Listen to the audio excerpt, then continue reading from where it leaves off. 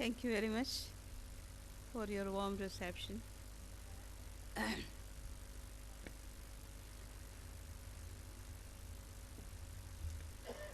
Respected Rajmata ji, my colleague and co-speakers on the dais, so I'm very eager to listen to you. And Swamiji, Jayesh Bhai, I really thank you. I really thank you for inviting me here to Vadodara at the pre-parliament event, Parliament of Religions, and I'm also very thankful for the Ramakrishna mission. I'm glad to be involved in Parliament's Women's Task Force to support women's leadership and ensure that women's voices are heard when it comes to global debates on dignity, human rights, religion, and spirituality. So I do believe that religion has the power to guide us, give us hope, and make us feel strong. It gives us a sense of identity, and not least in India, where our diverse religions and traditions form the backbone of our shared culture. We are home to all major religions who all share a collective history on the same land. We are proud of our multicultural society and what we call Bahuda. So Bahuda is at the center of what makes us who we are. Social diversity, we have social diversity, we have political diversity, religious diversity, biological diversity, and economic diversity. This does not mean that we have been without religious tensions, of course, but it could and should offer a clue for fostering a spirit of tolerance and mutual respect.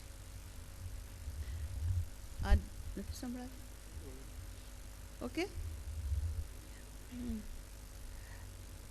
Divisions in our world are deep and myriad. One of them is of haves and have-nots. Today, we are over 800 million people in the world living in extreme poverty.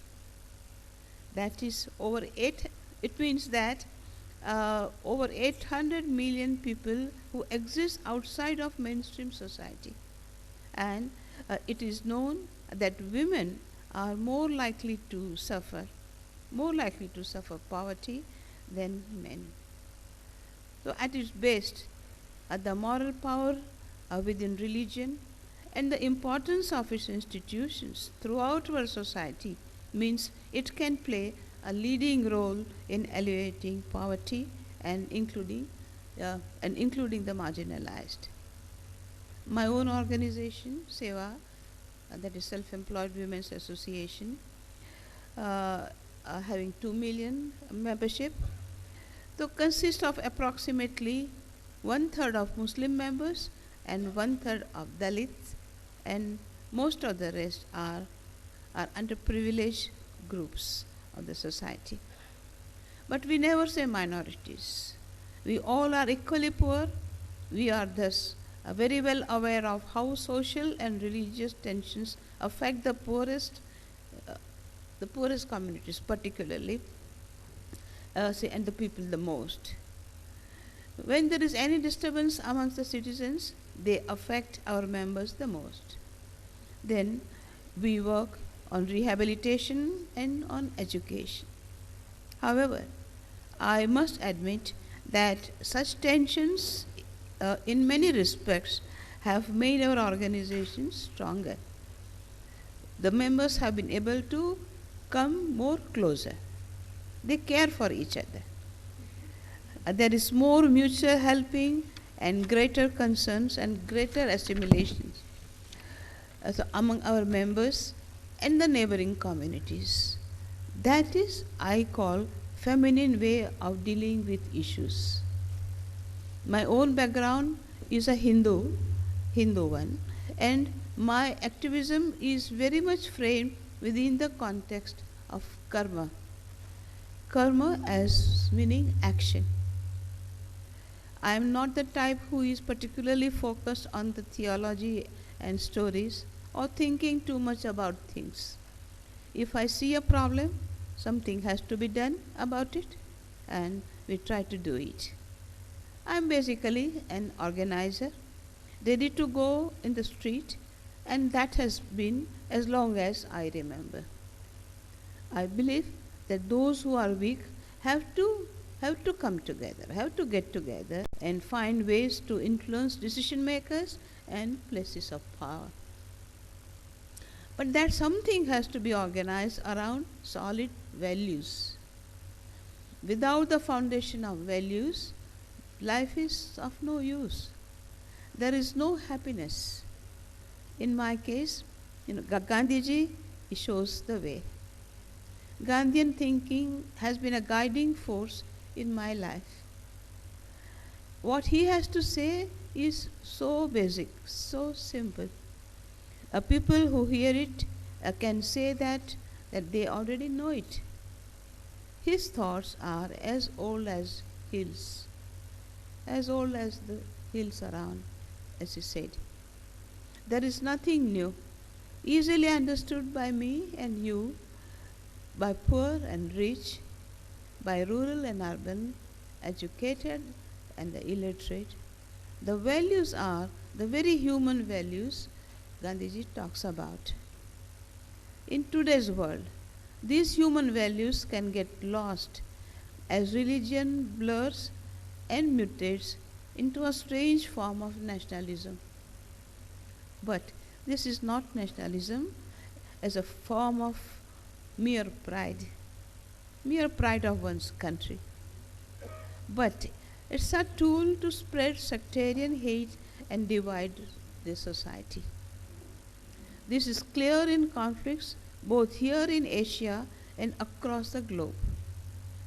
In the times of conflicts, we have seen women intentionally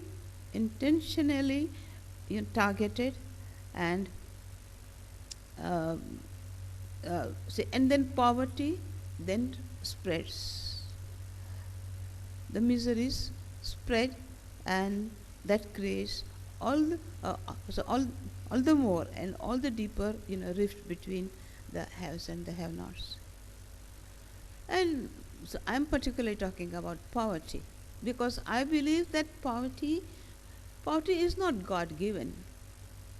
Poverty is a kind of, not kind of, poverty is violence being done with consent of the society. So I'm talking of that poverty. So no one is born poor. Society makes one poor. All religions ask us to serve the poor, the needy, and the weak. A religion is being confused with traditions which serve to bind societies together. Traditions are man-made. If we learn they are harmful, we should be able to change them. If we take a look at the fundamentals of religion, it is not a tool to oppress. Extremist groups are using mutant ideologies to gather the support of those on the edge of society. This is far from what religion was intended to do. Religion should be bringing positivity and hope into the lives of the most marginalized by making them visible, not spread fear and tyranny. To quote Nelson Mandela, a guiding moral light and founder of the Elders, the group of independent global leaders working together for human rights, of which I am proud to be a member. So Nelson Mandela says that no one is born hating another person. because of the color of his skin or his background or his religion. Love comes more naturally to the human heart than its opposite.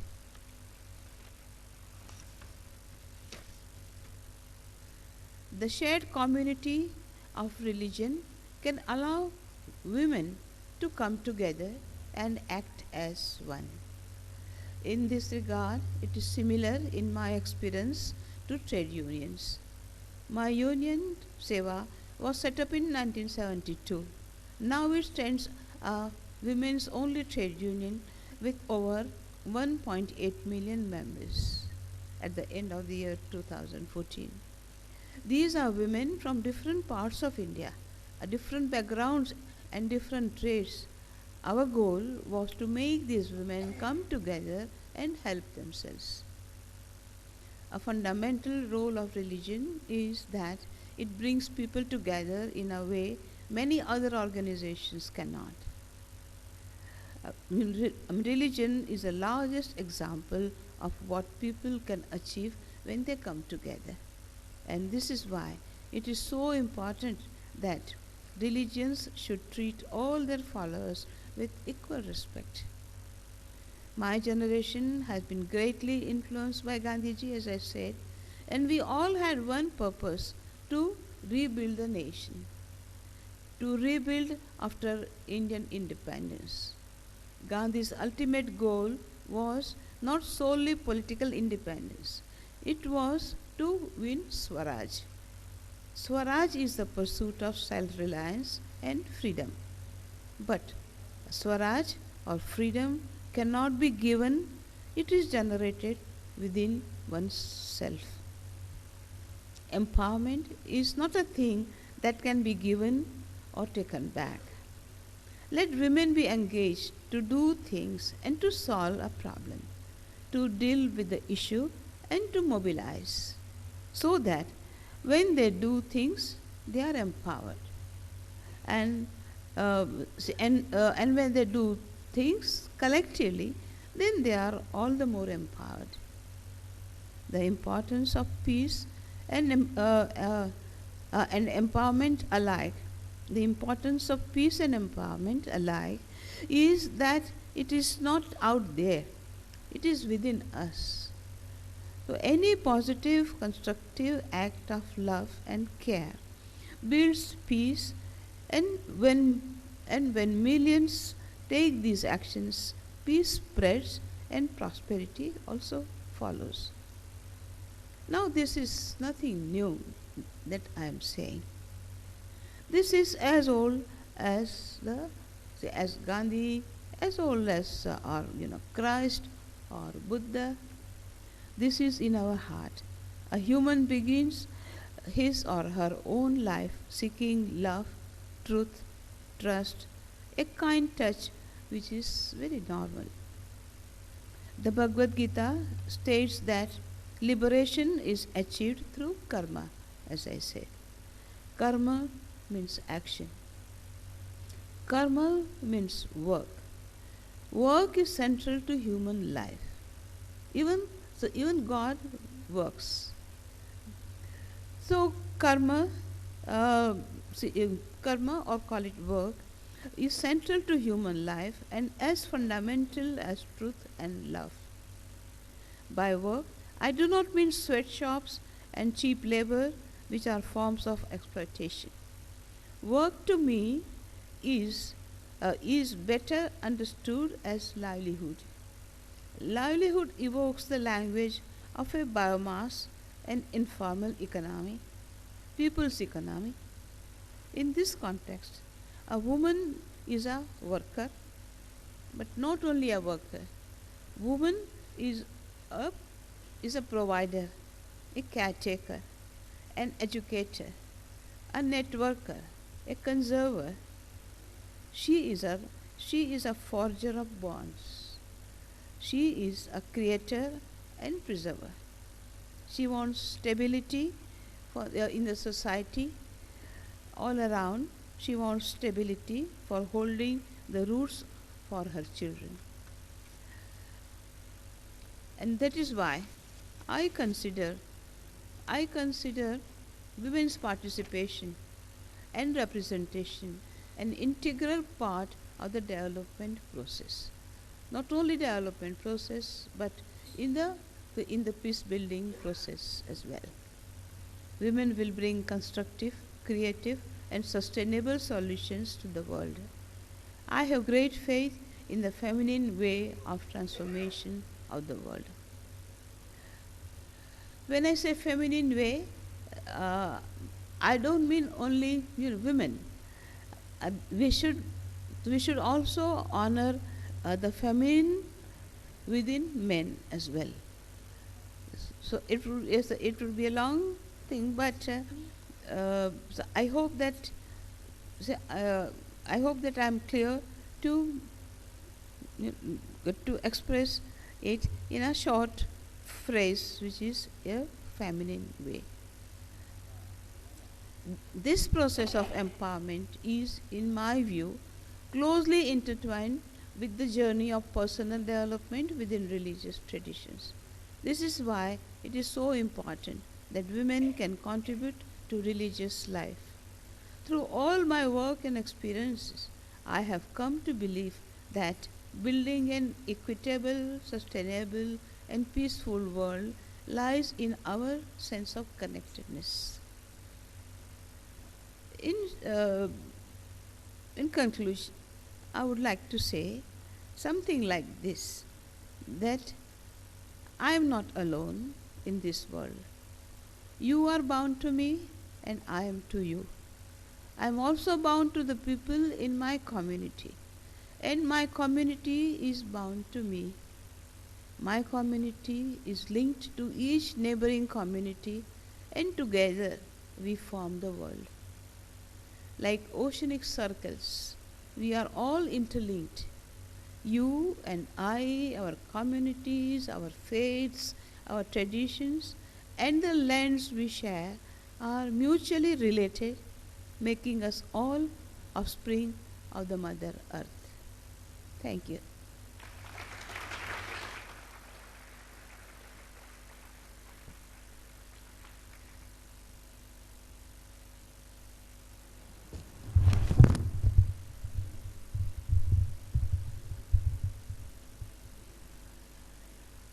Thank you, Ela. That was